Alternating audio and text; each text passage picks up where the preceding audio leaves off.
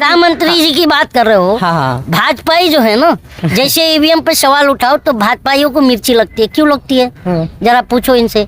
जय हिंद दोस्तों, जिस तरीके से ईवीएम के घोटाले की खबर सामने आती जा रही है, उसी प्रकार से आप देख सकते हैं कि कितना ज्यादा ईवीएम को लेकर के बैन करने की मांग की जा रही है। सर, मैं आपसे जानने की कोशिश करूँ कि एक्चुअल में ईवीएम होनी चाहिए बैन या फिर नहीं होनी चाहिए, आपका क्या मानना है इस पे? क्यों नहीं होनी चाहिए यार? देखिए, सरकार में जो चोर दरवाजे से जो आए हैं, ये ईवीएम की नाजायज सरकार है जी, जायज नहीं है।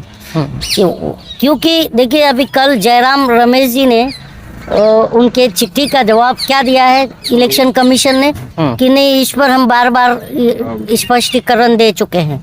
हम देश की जनता हैं, हम वोटर हैं। जब हमें विश्वास नहीं है इस चुनाव प्रक्रिया पे, क्योंकि आप तो एक निष्पक्ष और स्वस्थ संस्था है, तो अगर हम जनता को ही विश्वास नहीं है तो आप उसको जबरदस्ती कैसे? आप गुटखा खाते हैं? बिल्कुल नहीं। और मैं आपको जबरदस्ती गुटखा खिलाऊं तो खाओगे? बिल्कुल नहीं खाओगे ना। क्यों नहीं खाओगे? हाँ, क्योंकि मुझे इससे नफरत है। हाँ। इसलिए आप गुटखा नहीं खाओगे। बिल्कुल जाहिर है। तो जब हमको नफरत है ईवीएम से, तो हमको जबरदस्ती बैलेट पे ईवीएम से चुनाव क्यों करवा रहे हो? हम बैलेट की डिमांड करते हैं। नहीं, कुछ जगह आपने देखा भी होगा कि ये जापान की मशीन है ना। जापान में ईवीएम से चुनाव होता है क्या? नहीं, ये तो इलाहाबाद में भी बनती है और हैदराबाद में भी बनाई जाती है। और लेकिन टेक्नोलॉजी तो जापान की है। जाहिर है, बिल्कुल। हाँ, वो इस टेक्नोलॉजी का यूज करता है क्या? शायद नहीं करता है। बिल्कुल। तो जिसने बनाया वही, उसको ही विश्वास नहीं है, तो हमको जबरदस्ती क्यों खिला रहे हो? जबरदस्ती गुटखा। हाँ बिल्कुल। नहीं, इसकी तोड़फोड़ भी की जा रही है और मतलब होनी चाहिए। हाँ। इसकी शुरुआत तो हमारे महाराष्ट्र से हुई थी 2019 के इलेक्शन में। आपको पता होगा, मेरे एक दोस्त हैं सुनील खाम्बे जी, उन्होंने किया था, पता होगा ना, स्याही फेंका था। बिल्कुल आगे। हाँ बिल्कुल। तो कहने का मतलब है कि अब हमको ईवीएम पर भरोसा नहीं है। अब भरोसा तो जुडिशरी पे भी नहीं है। बिल्कुल। आप देख ही रहे हो। आपको क्या लगता है, सच में ईवीएम से घोटाला होता ही है पक्का? क्या आपको लगता है? अरे यार, आप पत्रकार हो, मैं आपको तभी तो मैं इस बात को जानना चाह रहा हूँ आपसे। तभी तो मैं आपको छीलना भी नहीं चाह रहा हूँ। बताएं। सुबह का वक्त है, ठंडी का टाइम है, तो मैं आपको क्या छीलूं? आप सिंपल सी देखिए ना कि कल एक न्यूज आई है, शायद आपको नहीं पता होगा जी, कि तेलंगाना में SBI के जो है हैकिंग करके अकाउंट ओपनिंग किया जा रहा था, पकड़े गए हैं। तो जब ये हो सकता है SBI का जो ये हैक हो सकता है, तो ईवीएम क्या है?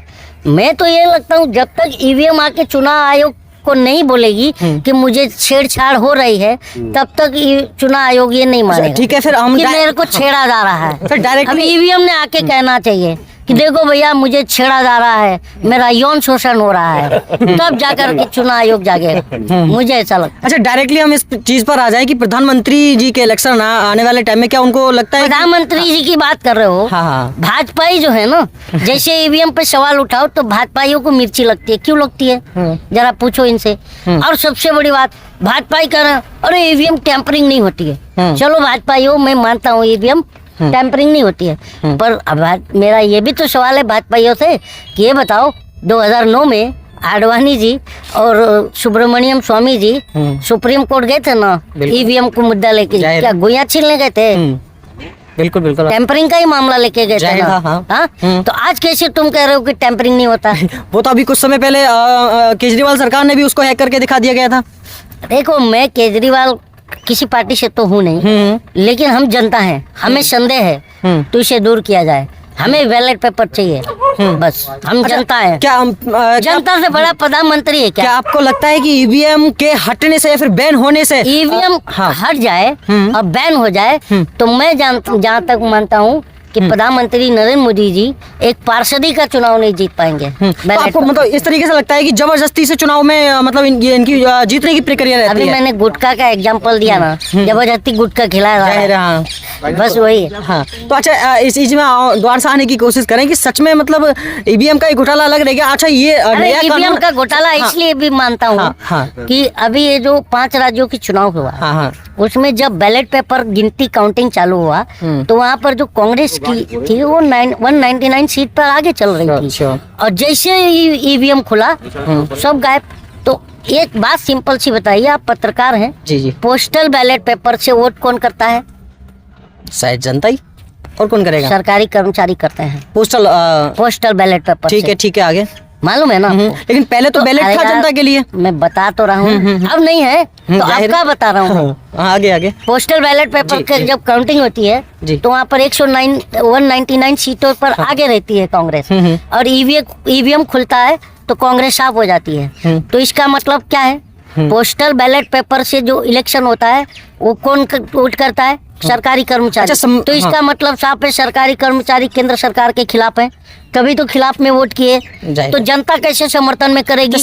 क्योंकि तुम 12 रुपए का नमक 28 रुपए से 30 रुपए में बिकवा रहे हो, जनता तुम्हें वोट करेगी? नमक के भाव बढ़ने से गांधी जी ने अंग्रेजों के चूल्हे हिला दिए थे, लेकिन आज वो जनता कहाँ चली गई जो नमक छोड़िए भाई मेरे।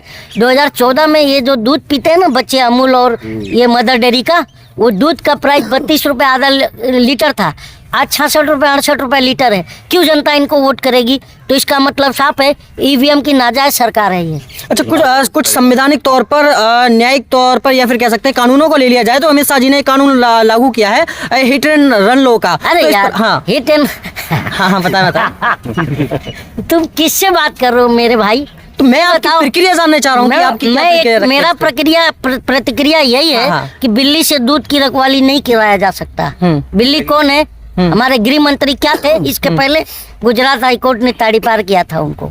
ठीक है, तो जो खुद ही कानून से खेला हो वो कानून की बात करे तो बहुत हंसी आती है। जी जी जी, बहुत बहुत शुक्रिया। तो जिस तरीके से आपने जाना कि सच में ईवीएम बैन होनी चाहिए तो होनी चाहिए, इनका कहना। हाँ, ये बताइए कि जो ट्रक ड्राइवर का जो कानून बता रहे थे, तो वो अगर रोड पर छोड़ के चला जाए, मतलब एक्सीडेंट के टाइम पर, तो हाँ, तो उसको 10 साल की सजा। बिल्कुल। जो बिना बताए बीवी छोड़ जाए, मतलब मैं किसी पर टिप्पणी नहीं कर रहा, तो उसको कितने साल की सजा होनी चाहिए? बिल्कुल, ये भी प्रावधान होना चाहिए। नहीं होना चाहिए? जाहिर है। और सिंपल सी बात है, ये बताओ हमारा भारत का जो संविधान और कानून है ये हमको अपनी आत्मरक्षा करने का अधिकार देता है, ठीक है? तो अगर मान लीजिए कि ट्रक वाला वहाँ एक्सीडेंट की जगह पर खड़ा हो जाए तो क्या जनता छोड़ेगी उसको? बिल्कुल नहीं। हाँ, बिल्कुल उसको आत्मसम्मान रक्षा करने की अधिकार नहीं है। जी बिल्कुल है ना? हाँ। तो पहले जो, लेकिन ये अधिकार पहले तो खो रहे हैं। हाँ, मैं कानून की बात कर रहा हूँ, तो पहले आप इसका ऑल्टरनेट कानून लाओ ना, कि जो ड्राइवर वहाँ खड़ा है जो हॉस्पिटल लेके जाएगा उससे कुछ ना हो, इसकी गारंटी तो दो। गारंटी होनी चाहिए। चाहिए नहीं चाहिए? बिल्कुल बिल्कुल। और यार कभी कभी तो देखो बाइक कार है जिनके पास लाइसेंस है, ये सवाल सिर्फ ट्रक और टैंकर के ड्राइवरों का, बस ड्राइवरों का नहीं था, जिनके पास लाइसेंस है सबके लिए ये कानून आता नहीं आता? बिल्कुल, बिल्कुल। और जो बैक भी कर रहे हो आने दे और किसी को ठोक दिया तो जाने दे तो ये हो जाएगा। बिल्कुल बिल्कुल। तो आप क्या मानते हैं, मतलब ये जो वापस होना चाहिए क्या कानून? बिल्कुल वापस। देखो एक थूक चट्टी सरकार है, थूक के चाटने वाले सरकार है ये। देखो पहले तो सीए एनआरसी पर मुसलमानों के ऊपर थूके, फिर चाट लिए, फिर किसानों पर थूके, फिर चाट लिए, फिर पहलवानों पर थूके, फिर चाट लिए, फिर जवानों पर थूके, फिर चाट लिए, फिर वो छात्रों पर थूके, फिर चाट लिए। तो थूक चट्टी सरकार है ये। थूक तो लेते हैं, फिर बाद में ऐसा हाथ से घुमाते नहीं, थूक दिया चलो चाटो, तो चाट लेते हैं। अब ये सारे कानून वापस लेंगे, क्योंकि पता है क्या, कानून एक बंद कमरे में नहीं बनाया जा सकता। ये मोटा भाई को समझाओ। क्या है, मोटा भाई को तो पता नहीं है। सिंपल सी बात है, 12वीं के बाद इंटर करेगा तो लैपटॉप जो देता है उसको क्या दिमाग आएगा? बताओ ना मेरे भाई।